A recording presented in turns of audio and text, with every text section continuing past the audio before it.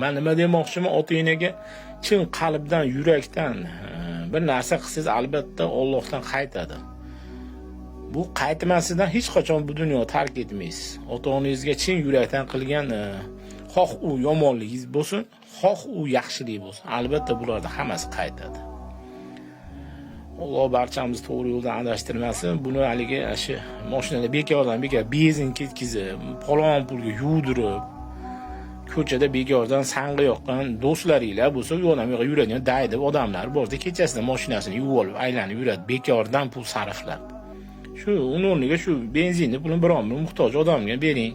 Yo bo'lmasa shunaqa ota-onangizni, yo bir aka ukalaringizni, singillaringiz bo'lsa aylanib keling. U bekordan pul sarflamang. Nimaga deysiz, endi hozir bekordan pul sarflaydigan payt emas. Siz sarflayotgan o'sha bekorchi pulingizga kimdir zor. Kimdir o'sha narsasiz xorda.